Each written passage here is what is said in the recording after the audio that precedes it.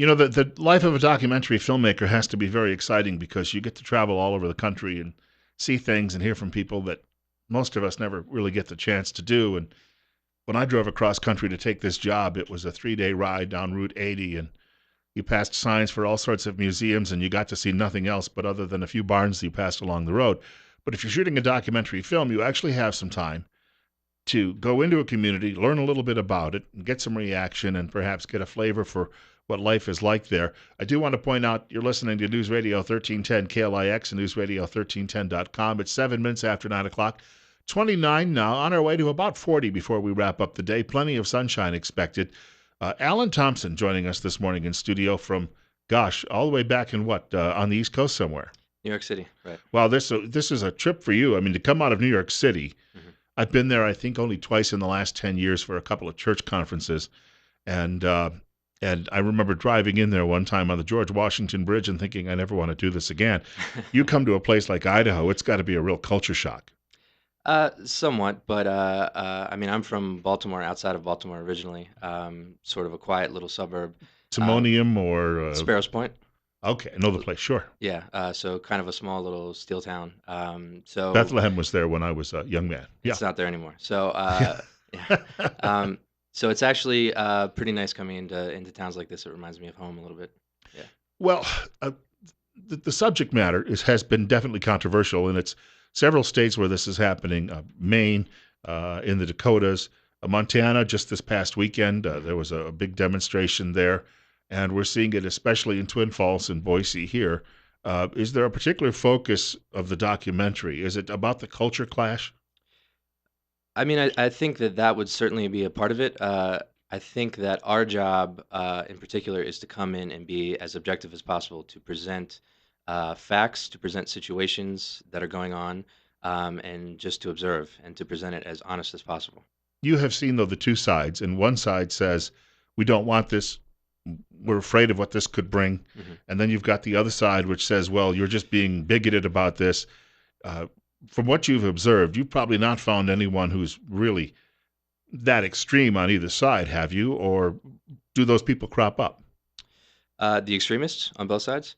Sure, yeah, they show up. I think in anything rooted in any argument, from either side, at least from what I've seen, kind of filming this over the last 3 months in, like you said, different cities across the U.S., is that somewhere in every argument is something that's very rooted in something that matters to to someone in particular. Like I think you mentioned yesterday the city council meeting that happened last night, and there was a woman there who's a small business owner, and her concern was the small business and how different workers kind of go in to sort of bigger corporations or bigger plants and stuff like that, dairy farms that you have around here, um, and how that kind of churns and keeps going and going, and smaller businesses in this area are shrinking and shrinking.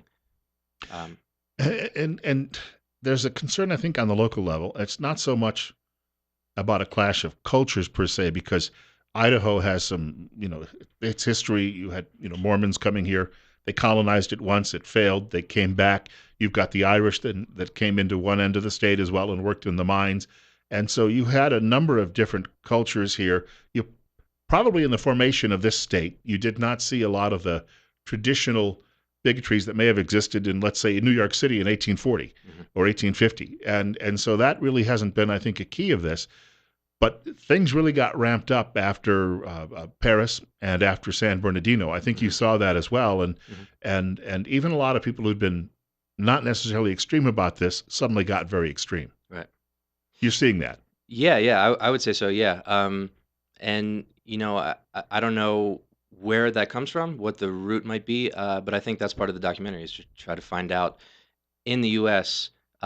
What people feel, and especially when situations like that happen, Paris or San Bernardino, yeah, just to cover and to see what happens.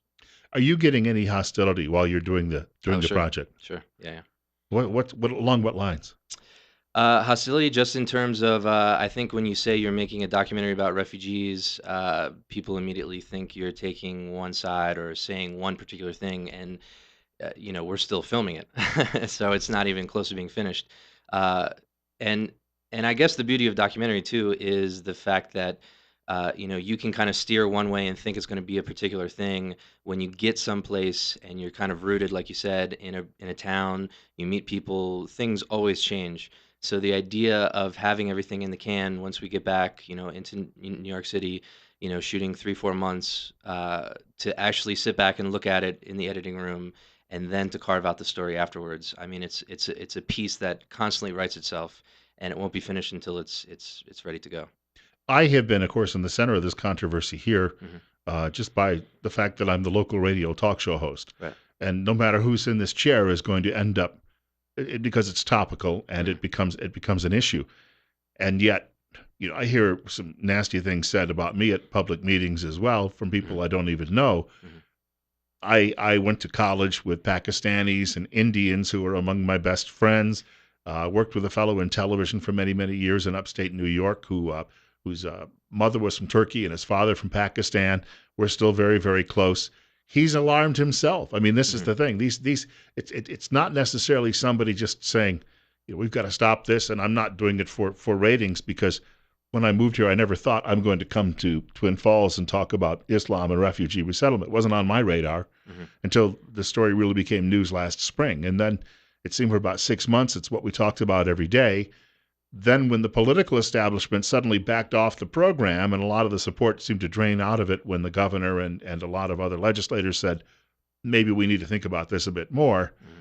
things quieted down or seem to have. But the program is still in place. That hasn't changed to any degree. Hmm. And from what I have found is that there is one side out there, and I understand how they feel, and that is the argument goes, we have to be compassionate. We're good people.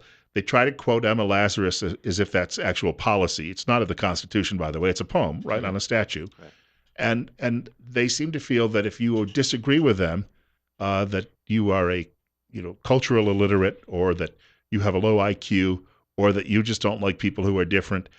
I can't find any common ground with them. And I don't know that it will ever exist because they have, in my view, a haughty opinion. Hmm. And as a filmmaker, you're talking to everybody out there with the differing views. Sure. If you could play peacemaker, how would you go about bringing those sides together? Ooh, that's a difficult question. Uh, just to kind of backtrack a little bit, I think one of the points you made, just when you talk about a place like Twin Falls versus somewhere like New York City or San Francisco, which Mm-hmm. are two other stories that we have in this documentary when it's all said and done, is I mean you can walk down the street in any of those cities and you're going to find a bunch of different cultures. Um, and you're going to see people of all types of different skin color. To come in Twin Falls, and not to say that one thing is the norm, but to see a Congolese person who's 6'5" walking down the street is a little different. Um, Not necessarily a bad thing, but it's different. And I mean, to play peacemaker, I don't know if to bridge a gap. I don't know.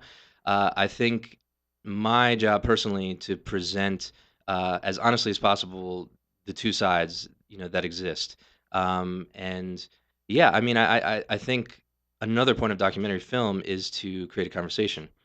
It's not something that again it's once it's finished, it's finished, but it's the conversation will always continue. Do you think that in itself, at least, will start to maybe get people to look at other people's opinions and maybe some dialogue will help? I certainly hope so, and I certainly hope that people come to it with an open mind and don't come in, maybe with a certain stance or thinking that we're going to say a specific thing, and instead, if they just come in, are open to watching it, open to seeing a humanitarian perspective of kind of what might be going on, from the people who live here, from the people who are coming here, and then just to judge after it's all said and done. Well, your reference to where you grew up.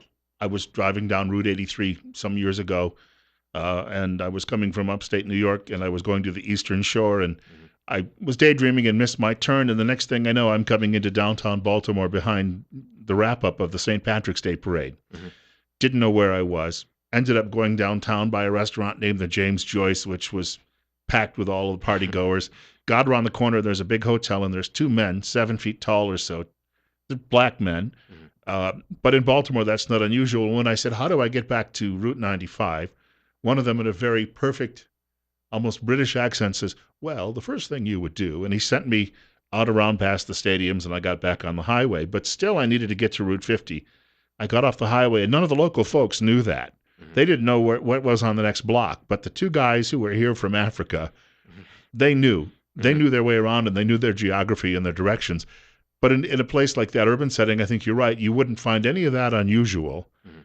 But to come into a farming community where things have been pretty much quiet for the last 100 years, Mhm. uh, anything different, I think people, even in Baltimore, if someone actually showed up after that parade and not just dressed in green, but if they were actually green, people would be a little bit surprised because it would be unusual, right? In Baltimore, maybe I don't know. Yes. Yeah, it might be possible. Yeah, yeah. I mean, I think especially with that kind of an urban setting, growing up, just with a mix of all types of different people. Yeah, it might have been different, and yeah, yeah. Sorry.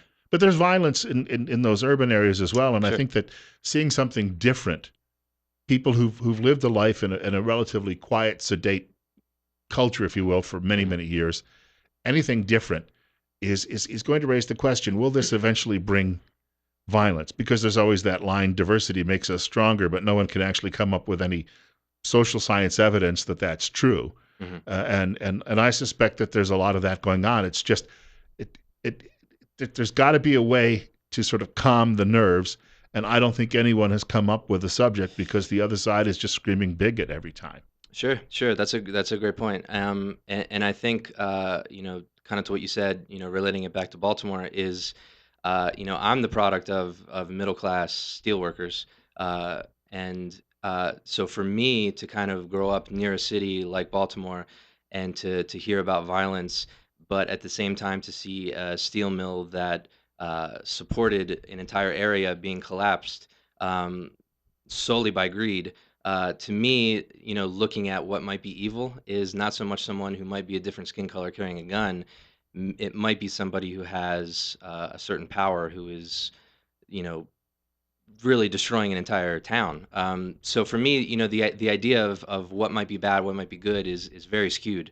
Someone who is a different color who lives in a city doesn't strike me as bad as someone who lives in a mansion in the Hamptons and is closing a steel mill, and taking people of my family out of jobs. So the idea of evil, or what might rub people the wrong way, what might rub people the right way, what they might be comfortable with, it's always a gray area, and it kind of depends on I think where you come from, what the situation is, but also to present something as objectively as possible, which I'm trying to do with this documentary. Is Well, hold that thought for a sure. moment. Alan Thompson is joining us in studio.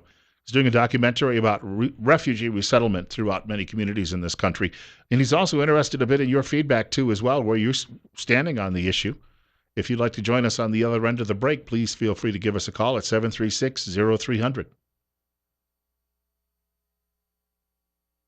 Our guest is Alan Thompson, joining us this morning on Top Story on News Radio 1310 KLIX and newsradio1310.com. He is a documentary filmmaker, and he is doing a movie about refugee resettlement and really about the impact it's having across the country. And as he said, he's doing this from an objective perspective, just trying to get a lot of different voices on it. And he hopes that by putting this movie together, people will be able to see the film and then stand back and make some decisions, and might actually even heal some of the disagreements that people have. We'll get to our telephone callers in just a moment, but first I do want to quickly mention, if I could, tomorrow morning between 8:30 and 9 o'clock, we're going to be joined by one of the medical professionals from Trip Family Medicine right here in studio. We do this every Wednesday morning between 8:30 and 9 o'clock. One of the doctors or one of the physician's assistants will be joining us. If you have a medical problem or other issue and you'd like to talk to a friendly voice and perhaps get pointed in the right direction, please feel free to give us a call tomorrow morning. We do it every Wednesday. Trip Family Medicine is located directly across the street from the main post office here in Twin Falls on Fillmore Street, and they'd like to remind you life's too short not to feel good. Alan, we have a telephone caller joining us, Okay. and you're up next. You're on the air with a filmmaker. Yes. Good morning, Bill and Alan. Good morning. Uh, I'd like to make a comment on what you was just talking about, diversity and things like that. When our government lied to us sneak under the back door quietly, continuously lie. That gets people riled up. And like we've said previously in the show, when they come in, the governor, he comes in, says everything's good. We'll take and relook at it. And then there's no more said about it. But then things are pushed down our throat, like making too much noise at a church. People complain about that, but yet you could have the call to prayer 5 times a day, and that makes a lot more noise than people singing in a church. Things like this, there's always something bad going on that they're not telling you, and they're just quietly sneaking it in on you. We'll let Alan respond to that. I think what he's referring to is just we've gotten to a point where there's a lack of trust in institutions, and so anytime someone says this will be okay, there's going to be a group of people who say, "Wait a minute." Yeah, yeah, absolutely. I think thank you, by the way, as well, for your opinion and kind of for your insight as well. But I don't think the blame personally should be so much on the people who already practice these things, who are already here. Um, I mean, you kind of made a reference to institutions and what might be going on with that, and yeah, that's certainly a big thing. That's certainly, I mean, that maybe should have the finger pointed at a little more than the people who, were born into a certain way, who are already here and just continue to live their lives. Want to thank him for the call, and we have a follow-up call. You're up next at 9:27. It's 30, and you're on the air on KLIX. Go ahead. Good morning. One of the things last night at the city council meeting I noticed, and something that hasn't been brought up. I know Bill's done a great job with covering this stuff. Bringing a sworn enemy into your quiet community, I think is kind of the elephant in the room, like last night at the city council meeting even. There's concerns voiced, obviously, of, bringing in a lot of refugees and having, taking jobs away and stuff and all that. And that is a huge concern. But also, we don't know who the enemy is. And, that's a huge concern for a lot of family people out there. This is a, pretty God-fearing community here. And we're bringing in, we've had 15 years of war with an enemy sworn to kill us. Well, we'll let Alan pick up on that, and obviously that's the idea that there could be a sleeper or a sleeper cell involved in any of this. Sure, sure. But to my knowledge, I don't think Twin Falls, and maybe you can correct me, Bill, has resettled many from the Middle East. Isn't it mainly Congolese? Mainly Africans, and I think if any came here from the Middle East originally, they were probably Chaldeans, Okay. and they came with a Christian background. Okay. Yeah, yeah. I mean, certainly, maybe in bigger cities, I'm sure that that's a possibility. I mean, San Bernardino, that could very well be the possibility for that. Um, yeah, yeah. I don't know. I think it's hard to say that you should trust someone to do a background check and to be thorough. I hope that would happen, but certainly institutions, the government should reassess how they're vetting people. Absolutely. Want to thank him for the call, and we have a short break coming up. Alan Thompson is in studio with us. He's a documentary filmmaker. He'll be taking more of your telephone calls in the next half hour of the program. You're listening to News Radio 1310, KLIX, and NewsRadio1310.com. The show is Top Story with Bill Colley.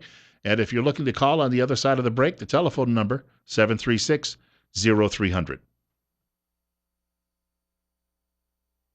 Our studio guest is putting together a documentary film about refugee resettlement in various communities across the United States, including right here in the Magic Valley.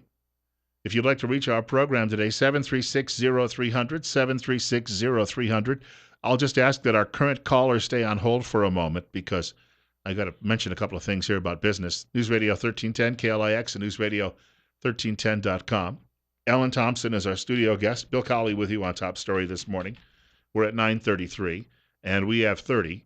And we've got to ask you before we get to the next caller, what are you going to call the film? It's still up in the air. Possibly considering The Resettled.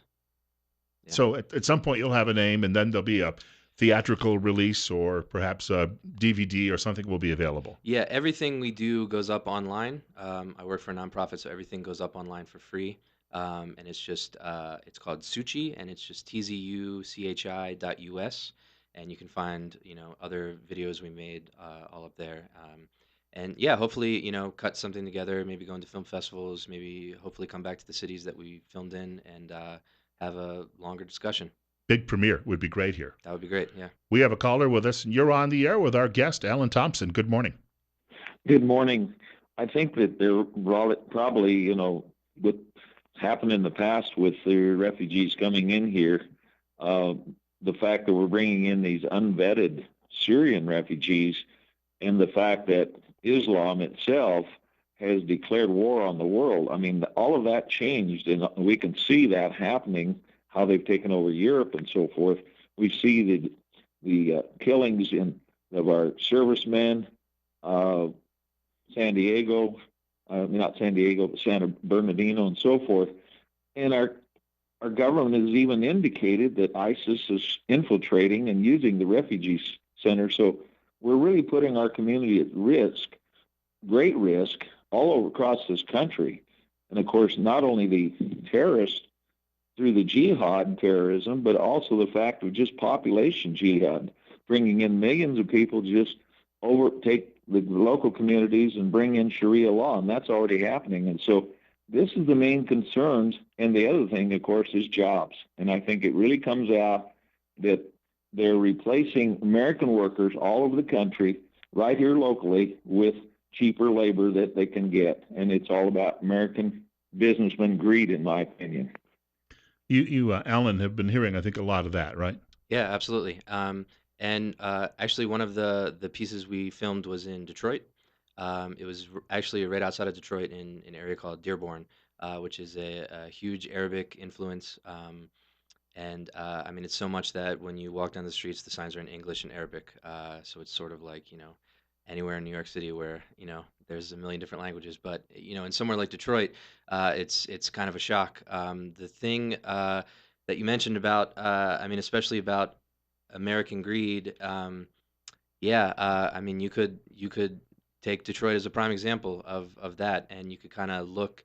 One of the gentlemen that we talked with, we interviewed with, he was working at a factory in Detroit. It's kind of similar to what the dairies do here, where they hire these immigrants, these refugees who come in because there aren't a lot of people who would want these jobs otherwise. There aren't a lot of people who would be willing to get dirty, who'd be willing to, kind of even in a place like Detroit that was built on, it founded a huge part of the country. Um, and just to your point as well, just kind of about you know the Islam declaring war and things like that. I think it's a little heavy-handed, personally. Again, in Detroit, one of the gentlemen we spoke with was he was an Iraqi refugee, and he actually one of the main reasons he got out was because, and this was on his own accord. He was a car salesman. Otherwise, he was translating for the U.S. military. So he was translating in between, Arabic and English, and he was working with them as a translator, which, is a highly dangerous job. They're normally, if they're not killed first in the line of fire, just in the fact that they're dealing with people, they are hunted afterwards. Um, so he was literally in a situation where he was told if he left his house, he and his family would be murdered. You would find, though, that I think most Americans would understand that if somebody was allied with us and we have to get them out for safety reasons, that they would be accepted. That's something that we wouldn't have an issue with. Well, that's another part of kind of his story is that he didn't want to wear any of that on his sleeve. He still has family that's back there. So to walk around and kind of say, "Oh, no, no, no, you should accept me because of this," he couldn't, and he wasn't really willing to talk about it, just because he still feared for his family back home. We have more coming up in just a few minutes with Alan Thompson, putting together a documentary film about refugee resettlement in this country. He'll take more of your calls too as well. We're at 9:40. We've got 31. Bill Colley with you as well on News Radio 1310 KLIX and NewsRadio1310.com. And if I could quickly mention, we have a new location for Tint Lady, now at 127 Filer Avenue on the corner of Washington and Filer, a much more visible location. And with the weather getting warmer, eventually, you may start thinking about window tints, because when we have those triple-digit days in the summer, that'll help keep your home or your office cooler. And you can get a free estimate by calling 736-8469 or go to tintladyidaho.com, where they have more than 20 years experience in the business. And remember, don't squint, get tint. Our studio guest, Alan Thompson, is putting together a documentary film and going to deal with the refugee resettlement issue here in the Magic Valley, as well as in communities across the country, rural, suburban, and urban. And we'll get back to our telephone callers in just a moment. Stay patient. If I've picked up your call, stay on the line. I just would like to mention very quickly, we're at 944. It's 31. Bill Colley with you as well on Top Story on News Radio 1310, KLIX and newsradio1310.com. And I do want to mention High Desert Meat Processing in Twin Falls, where one animal is processed at a time, and what you bring in is exactly what you'll get back. Darren Van Horn, the owner of High Desert Meat Processing, he's been doing this for almost 35 years. He has a Facebook page. High Desert Meat Processing is on Facebook, where you can see reviews of customers, or you can give him a telephone call for all of your wild game and domestic needs, 734-9949. High Desert Meat does in-house smoking. Nothing gets shipped out. Specialty meats too: jerky, salami, summer sausage, kielbasa, breakfast sausage, brats, Polish dogs, hot dogs, and more, USDA approved. And he works closely with local beef growers on their programs to ensure quality meat, 734-9949. And we have a caller joining us. You're up next. You're on the air with a filmmaker. Yeah, good morning. You know, I hear you talking about all the time. Are you there? We are. We're listening. Anyway, all the time about the refugees. Well, I put 22 years in the Navy. Back in the 70s, I was paid to shoot Vietnamese. Now it's 1983. My last ship, we're 500 miles from land. We approach a sinking Vietnamese fishing craft, 67 people on board. They left Vietnam with 100. We rescued them. I have pictures of my shipmates carrying babies up the side of the ship off of the sinking boat. We were told that 10% or 15% of these people could be former Viet Cong. What I'm saying is they all ain't good guys. You know, you got to sort them out. But, you know, it's just that you got to have a little compassion. So anyway, that's my story. Thank you. Your reaction to that? Yeah, thank you, and thank you for your service as well. My grandfather was in World War II in the Navy, so I respect anybody who served. I really I appreciate the opinion, and I appreciate the compassion as well at the very end. It's refreshing to hear. That's actually another part of this documentary is we met with a gentleman in San Francisco who was a boat person. He left when he was 6, 7 years old. And was on a tiny fishing boat with, like you said, 50, 60 others. For being that young, I don't think he declared anything with the Viet Cong, and he's been happily settled in San Francisco ever since. He was just happy to get the chance. But yeah, thank you for your call. Yeah, my one of my roommates in graduate school was 12 at the fall of Saigon, and then on the boat they got robbed by pirates, and yet he managed to come to this country and end up becoming a great success. So Yeah. it can happen, and now Vietnam would be considered a strong U.S. ally in that part of the world. Yeah. You're up next. You're on the air with our filmmaking guest. Good morning. Good morning.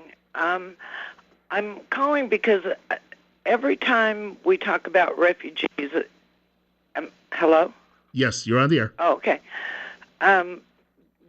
They always talk about only the Syrians being a problem. But I don't think that is, I don't think we should look at it like that, because the idea of people coming from the Middle East who are Muslims, the Islamic religion is a political system. And as a political system, it doesn't really matter whether they come from Iraq, Afghanistan, or Syria or Jordan or anywhere else. They are still part of that political system. And the idea that people from these other areas would be okay because they were vetted by our State Department and or our military that gives me absolutely no comfort whatsoever.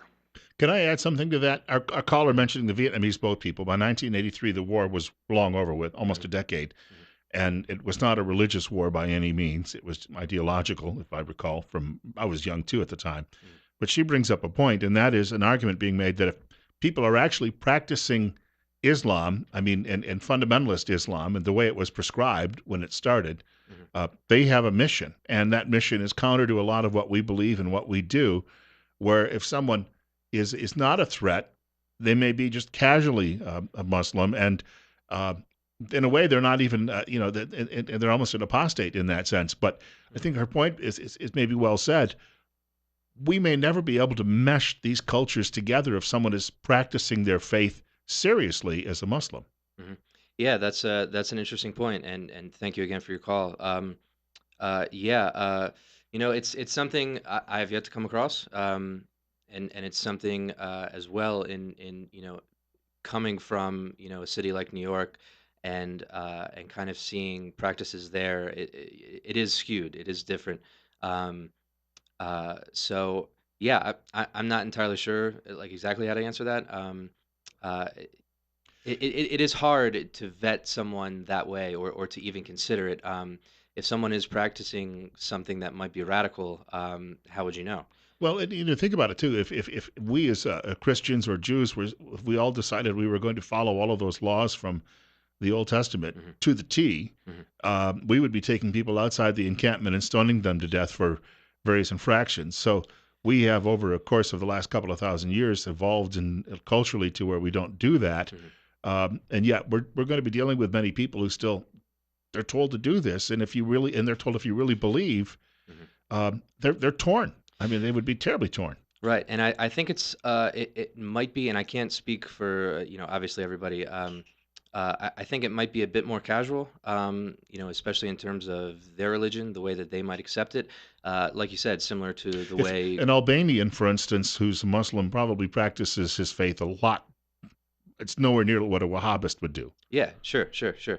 And in the same way that someone who's I don't know, a Mormon practices different from a Catholic, or someone who's a Lutheran practices different from a Protestant or a Baptist. Mhm. I, I don't know. I'm not sure, exactly how to. Yeah. I Well, don't know. we'll take another caller with Okay, us. sure. It's 736-0300, and you're on the air with Alan Thompson on KLIX. Yes, in Europe, I get the feeling that the media is covering it up because it seems so destabilized. There seems to be a wash with, refugees. And I just was wondering, like, for instance, the EU has been pressuring Austria because they want to restrict the refugees from coming in. Gun sales in Austria is through the roof. And so I was just curious if you felt that way. I'll hang up. I'm sorry. Was there a question in there? I don't. I think he's just referencing the fact that it's really changed culture in Europe, and the fact that we've seen almost a 180 with the public opinion and people buying weapons to protect themselves. Okay. But Ann Coulter said the other day, I saw some comments she made where she said, if people don't understand the rise of Donald Trump, it's because he's addressing six fears. Mm-hmm. And this was one of them. And I guess we have to look at that, and probably in this country, and wonder if we're going to go that direction too, that nationalist sort of wall that we'll throw up. I don't know. It's hard to say. I think it's especially the point of this documentary is dealing with situations in the United States. So to compare how we would look at somewhere in Europe, the way they're handling it, that would be a completely different documentary, and something that we're not really focusing on. Mhm. And yeah, I don't. It's really hard to say. Especially in bigger cities, the way that they might handle it versus smaller places where you can carry and conceal, where that's allowed. Somewhere in New York you can't do that. I don't know. It's yeah. I don't think that it'll go towards the way that Europeans are dealing with it. But the point of this documentary is to find out how the United States and different cities are dealing with it. We have another caller. You're on the air on News Radio 1310 KLIX and newsradio1310.com. Go ahead. Good morning, guys. I grew up in Detroit when I was living at Lake Tahoe, one of my friends from Dearborn, Michigan, came out and told me that a black friend of his came up to him and told him, "You got to move out of this neighborhood." And Dave said, "Why?" He says, "The Arabs are moving in." And Dave said, "What's wrong with that?" He said, "Hey, man, they cut your throat and they don't even take your wallet." Okay. Yeah, yeah. Well, I'm still alive, and I made it out of there. Yeah, I don't know. I'm a little conflicted in the way that you heard your story. It was a friend of a friend of a friend. But yeah, certainly, I would recommend going back to Detroit and kind of seeing what is going on. I read somewhere, I think it was the Washington Post last week, a new study is out that says people from Latin and East Asian ancestry that have come to the United States within a couple of generations simply identify as white or Caucasian, Mhm. and that we've always wondered, does the melting pot work? Well, in that case, it does. I guess the question has become, people are asking this after Chattanooga and San Bernardino and the like, or the Lackawanna Six. I mentioned that off the air to you. Mhm. Is it possible that we will never see quite that bit of assimilation among Muslims coming here as we do with, let's say, East Asians and Latinos? I don't think so. I mean, I think especially if there is the turmoil that there is that continues in the Middle East, the way that we personally view it back here will always be different. Um, but I think that you know with time, it will become better. And that maybe if the war would stop there, or the wars, that perhaps people would find a way to finally get along a little bit better even here domestically. If they figure out a better situation for what might be going on overseas. We have a time for, I think, one last quick call. It's 9:55, and you're up next. 32 right now at our studio. You're on the air. Yes, I wonder if your guest, I came in a little bit late today, has a final dollar amount approximately of what these refugees cost us. It would be interesting to know that. Thank you. Yeah, that's something that we're going, city to city, and asking about. Yeah, the final overall will be a part of our documentary for sure. So yeah, we'll be looking into that. Thank you. We have, I think, and we talked about this just briefly earlier. You've got a country where jobs have been hemorrhaged. They've moved overseas. I was reading Pat Buchanan's column this morning, and he was trying to explain the rise of both Trump and Sanders, and bringing people in maybe at a time when there was a lot of empty space in this country. It was done easily. I guess a lot of the questions people are raising is we don't need the competition. It may have nothing to do with anyone's faith or their ethnicity. It's just the fact that if I want a job at the making yogurt, I've got to compete now with these people, and I think that there's a lot of bitterness about that. Yeah, there might be. Yeah, that's an interesting point for Directed sure. at the government, maybe not necessarily at the refugees, but the refugee is the guy you think has taken your job, and all of a sudden your anger is directed at that person. Yeah, and I think that's a good point as well, is to see where that anger goes, is to see, is it because of this person who is trying to start a new life, or is it because of layers and layers of just top tier people who don't care as long as the job gets done, doesn't matter to them. And they may not be too worried too about who gets vetted, because it's all about the quick buck, right? Sure, absolutely. I mean, yeah, if you look at, the dairy farms around here, I mean, they used undocumented workers for so long, and now they're using people who are documented, and there's still, tension. I was going to say I met actually a state legislator who admitted that he used to hire undocumented workers, Hmm. but he's opposed to resettling Muslim refugees. So Yeah. it depends on, I guess, what's best for your business, right? Sure, sure. But that's that, and it might be selfish interests that in the long run rule most people's decisions. Maybe. Yeah, yeah, possibly. Yeah, I think if there were people who would be willing to do a specific job without complaining, then they might be able to find it. Want to thank you for coming by today. Thanks so much, Bill. And when you're ready to release the film, we'll perhaps have you back on the air. Have to be by telephone, I'm sure, but if you come here for a premiere, we can do this all over again. I would love that. That would be great. And thank you to all the callers as well. I really appreciate it. Can we quickly mention you have a photographer working with you, and they never get a lot of credit. What's his name? His name is Niels Acant. Nilsaucante. So we both work together. Yeah. I worked in television for a number of years, and They'd introduced me, but the poor photographer who actually did most of the legwork never got a lot of credit. So Yeah, he bring does that a lot up. of legwork, so that's good. All right. Coming up, following news at 10 o'clock from Fox, it's Rush Limbaugh right here on News Radio 1310 KLIX and NewsRadio1310.com. Tomorrow morning, we expect we'll be joined by Raul Labrador at 8:15. He may even be able tomorrow to take some of your telephone calls. God willing, if the creek don't rise, they'll allow me to do this all over again tomorrow morning.